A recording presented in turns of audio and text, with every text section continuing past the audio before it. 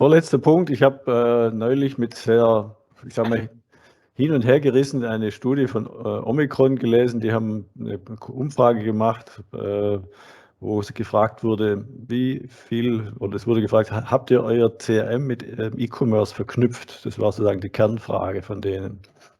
Und ich gebe zu, ich war durchaus überrascht, dass nur 17% gesagt haben, sie haben ihr E-Commerce-System mit dem CRM direkt verknüpft. Ich habe sofort gedacht, meine Güte, das werden Riesenchancen vergeben. Und wie geht ihr damit um? Wie schafft ihr es, eure Kunden nahezubringen oder habt ihr es auch schon nahegebracht, dass CRM und E-Commerce viel enger verzahnt werden müssen? Also jetzt nicht nur organisatorisch, sondern eben auch technisch in diesem Fall. Weil das ist ja eine Riesenchance, Personalisierung, Individualisierung, bessere Angebotsformen, andere Preise etc. Man kann ja da wirklich tolle Sachen machen, vor allem auch in Echtzeit. Was ist da so eure Meinung oder auch eure Empfehlung, dass diese 17%, wenn wir uns vielleicht in einem halben Jahr wieder hören, vielleicht 24, 25% schon mal geworden sind? Markus. Es ist, also manche Fragen sind schwierig, Georg, und manche Antworten da auch.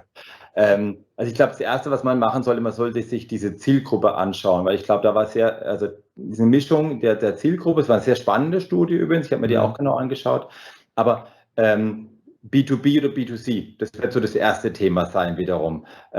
Und gleichzeitig haben wir vorhin über die Integrationsfähigkeit, über Marketing Automation etc. gesprochen. Also bei uns ist natürlich ein sehr starker Fokus im B2B-Bereich. Ja? Und da braucht nicht jeder eine E-Commerce-Lösung oder ich habe die mit einem Shop in Anführungszeichen ERP-Lösung mit und habe ich darüber die Verbindung. Ob ich dann explizit nochmal sagen, ich habe diese Verbindung hier, weiß ich gar nicht. Aber das ist so die ersten Aspekte.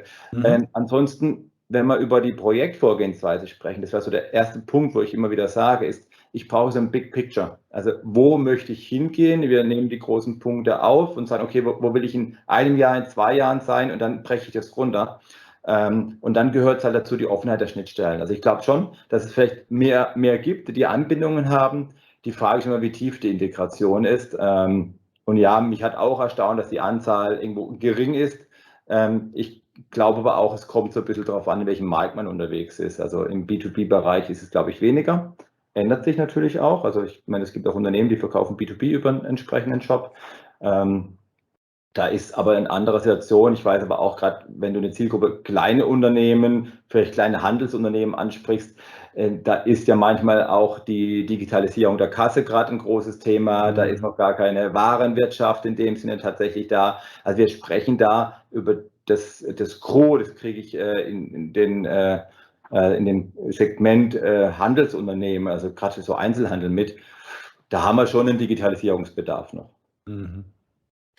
Also in unseren Projekten war tatsächlich die E-Commerce-Anbindung jetzt nicht so im Fokus in der Vergangenheit. Was natürlich schon immer mehr gekommen ist, ist die Portalintegration insgesamt. Also ein Kundenservice-Portal entsprechend zu fokussieren, was bidirektional die Informationen mit einem CRM-System austauscht. Da lag so der Schwerpunkt in unseren Projekten und das ist auch aus meiner Sicht nicht mehr voneinander zu trennen. Also wir haben auch mit einem Partner eine Kundenportallösung entsprechend mit etabliert, sodass wir sagen, hier haben wir abgestimmte Integrationen, die technologisch aufeinander aufbauen und funktionieren. Aber auch da muss man sagen, wenn jetzt ein Kunde schon ein Portal hat, dann hat man über die entsprechenden Integrationstechnologien die Möglichkeit, die Applikation dort anzubinden. Ja. Gut, aber letztendlich habt ihr dann quasi aber auch die Chance oder euer Kunde hatte die Chance, dann aus CRM und diesem Serviceportaldaten dann Individualisierung, Personalisierung zu machen oder Vorschlag für eine andere Art von Abonnement im Vertrag oder entsprechend Neudeutsch Subscription Management, Abrechnungsveränderungen zu machen.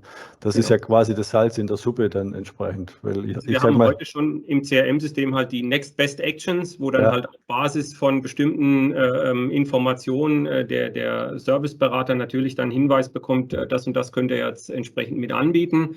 Und das kann man natürlich dann auch über die Technologie im Portal bereitstellen, ohne dass da jetzt ein Anwender halt was tun muss. Ja.